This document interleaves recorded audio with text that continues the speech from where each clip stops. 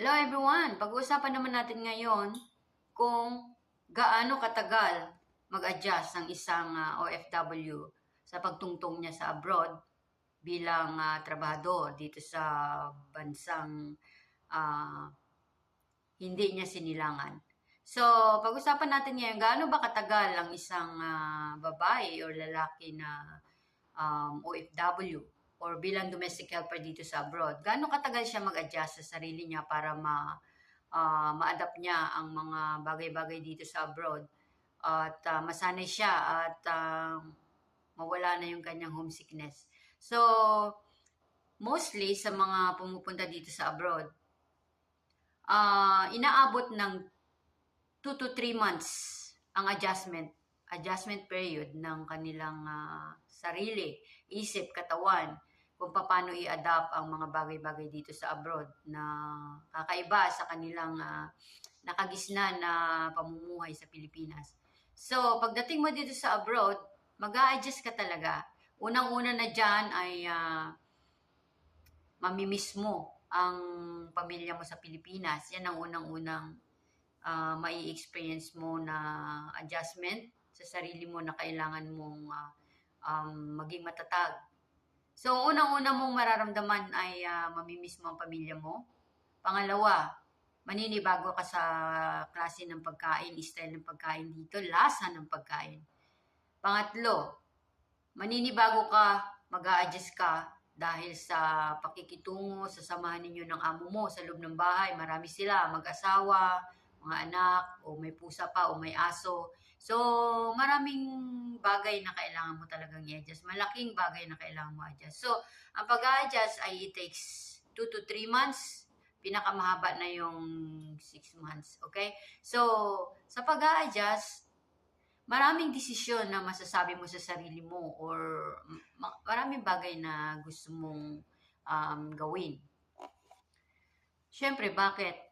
Nakakaramdam ka ng hirap. Nakakaramdam ka ng pagbabago. So, sinasabi ng iba na, mga 2 months na sila.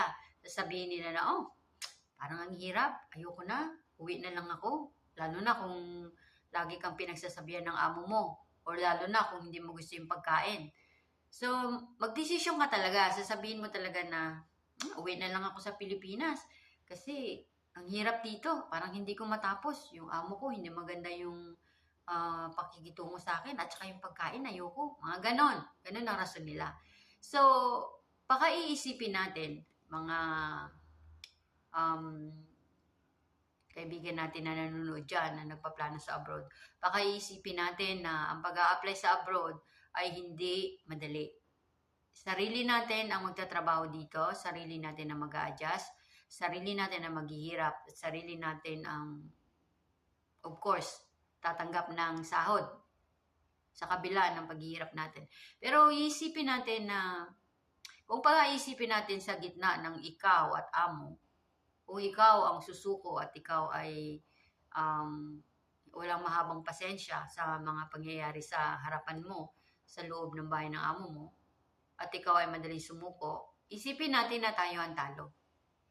Okay? Kasi wala tayong pera. Kung ano lang yung pera na nadala natin dito at nagastos natin, yun lang ang pera natin. Babawiin pa natin yun, yung gastos natin na yun.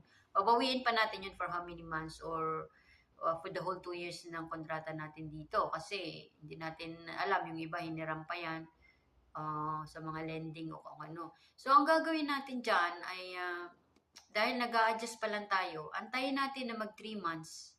After 3 months na yan, magiging okay din ang lahat. Okay? So, ang masasabi ko, sa stage of adjustment, lahat nagbabago. Okay? Nag-i-start tayo dito, pataas. Pataas yan. Parang mundo umiikot. So, ngayon dito ka, paakyat yan, paakyat, pataas na yan. Magiging okay din ang lahat. So, lahat ng tao na nag-abroad ay nakakaranas ng adjustment period. Homesickness, problema sa pagkain, hirap sa pag-umpisa ng trabaho, lalo na first-timer ka, wala kang experience sa ibang lugar ng pag-abroad doon. So, lahat yan may experience mo, tulad din ng na-experience ko noon nung panahon na yun, nung ako ay first time na nag-apply dito. So, isipin natin na, I can't really imagine, 20 years na ako dito sa Hong Kong ngayon. Diba? Nice. Kaya, yun ang ating masasabi ng adjustment period ay it takes 2 to 3 months. Pinakamahaba na yung 6 months. Walang mag-break ng kontrata, okay? Baka iigihin ninyo dahil ang lahat ng yan, ng pagpupunta nyo sa abroad ay pinaghirapan nyo at pangarap nyo. So, if there's a goal, magsikap at magpakatatag. Yan ang ating tips sa ngayon tungkol sa adjustment period ng pagtatrabaho dito sa abroad kung ikaw ay first time. 2 to 3 months, okay? Antayin natin yan. Be brave enough, okay? That's it. Please share, likes, and subscribe. Thank you.